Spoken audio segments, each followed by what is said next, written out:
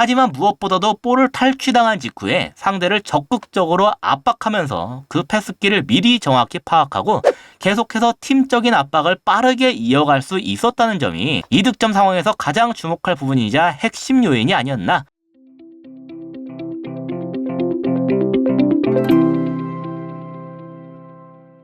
안녕하세요. 축구보는 기자 축복입니다. 인천이 천안에게 4대3 승리를 거뒀는데요. 3실점을 내리내줬다는 점에서 우려스러운 점이 없는 건 아니지만 그보다도 4골을 먼저 넣었다는 점에 집중하고 싶어요. 특히 저번 경기와 저저번 경기에서 아쉬운 모습을 보이긴 했지만 개인적으로 여전히 참작의 여지는 있다고 말씀을 드렸던 박호민이 2골을 넣었다는 점은 짚고 넘어가지 않을 수가 없거든요. 첫 번째 득점 장면을 복귀하려면 여기부터 볼 필요가 있는데요. 우리가 길게 투입한 볼이 천안의 수비진에 막히면서 이렇게 중원으로 흘러가는 중입니다. 엄밀히 말하자면 아직은 누구의 소유권도 아닌 볼이지만 상황상 천안이 볼을 잡을 게 유력하기 때문에 이제 막 우리가 수비를 해야 되는 상황으로 넘어가는 중이라고 할 수 있겠죠.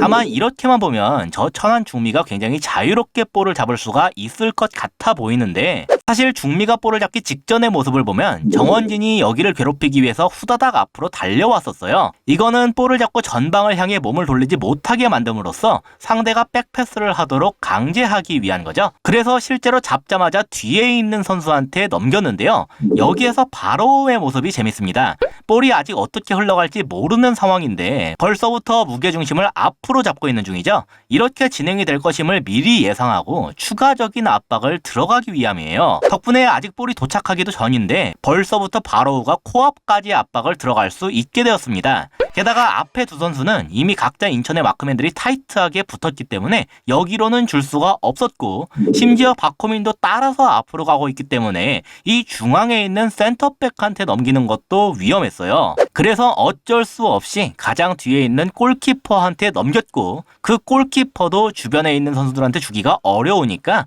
결국 롱볼로 걷어내는 식이 될 수밖에 없었다. 그리고 그렇게 걷어내는 식으로 투입되는 롱볼은 높은 정확도를 기대하기가 어렵기 때문에 뒤에서 이를 대비하고 있던 인천의 수비진에게 걸릴 확률이 높다.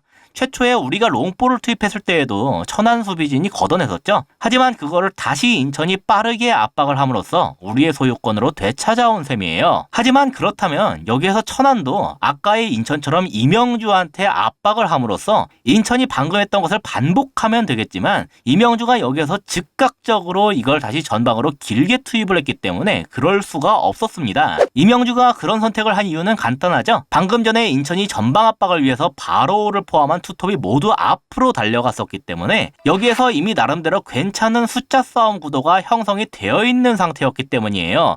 당장 이 볼을 받은 것은 바로우인데 바로우의 상황만 봐도 나쁘지가 않았잖아요. 다만 바로우가 이 볼을 그대로 자신이 직접 마무리까지 하진 못했고 볼을 높게 띄우는 식으로 처리를 하였는데 상황상 완전하게 볼을 잡아놓기가 어려웠기 때문으로 추측됩니다. 인천 입장에선 약간 아쉬울 수 있는 대목이었죠. 신체 조건이 좋은 박호민이 헤더까지 이어가려고 해봤지만 골키퍼가 펀칭을 하는 것까지 이겨내긴 어려웠고 심지어 펀칭 방향도 좋아서 중앙에 이 선수한테 아주 정확하게 연결이 됐어요. 그래서 정원진이 재차 압박을 들어가려고 움직임을 가져가긴 했지만 기본적으로 잡고 있던 선수가 따로 있었기 때문에 사실 이 선수가 여기서 볼을 잡고 몸을 직접 돌리는 것까지 별로 어려움은 없었을 겁니다. 하지만 여기에서 천안 입장에서는 통한의 미스가 벌어지는데 일단 여기에 있는 이 왼쪽 센터백의 모습을 보시면 몸이 앞으로 쏠린 걸 알 수가 있죠. 이제 완전하게 천안의 공격권으로 낸 셈이니까 앞으로 나가야겠다고 판단한 거예요. 이것 자체는 전체 상황을 보면 상당히 합리적인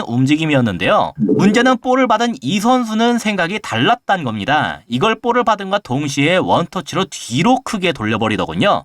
당연히 앞을 향하고 있던 왼쪽 센터백 입장에서는 완전히 역동작에 걸리게 되기 때문에 여기에 대응을 할 수가 없었어요.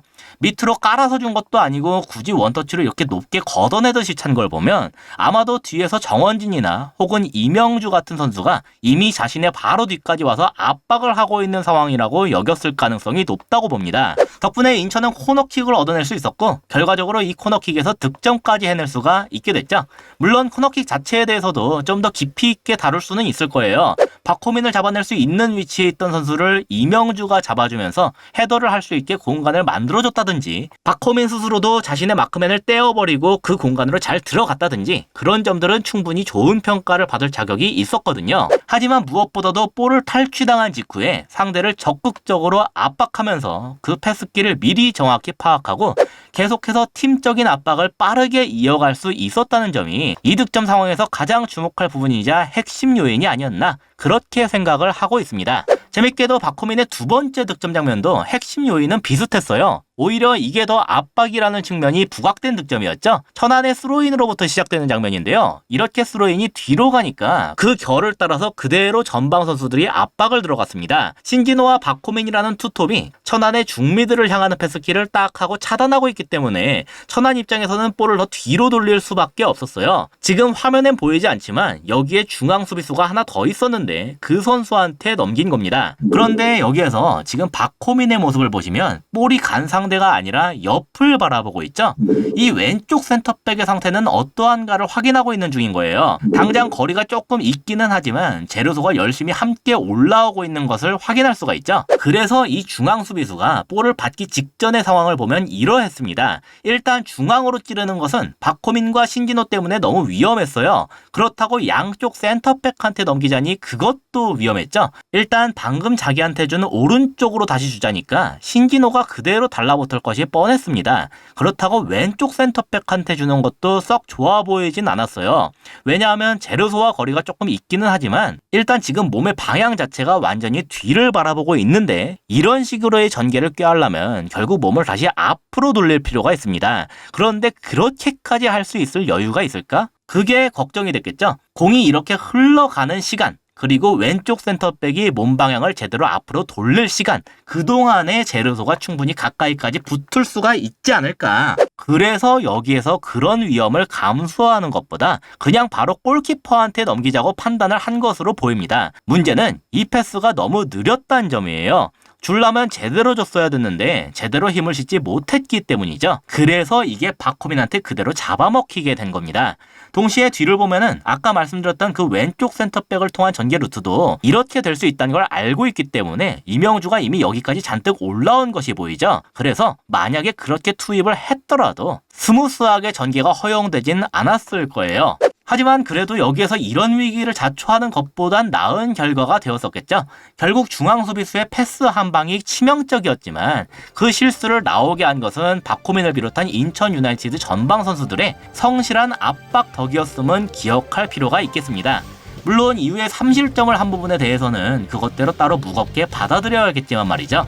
이상으로 오늘의 영상을 마치도록 하겠습니다. 시청해주셔서 감사합니다.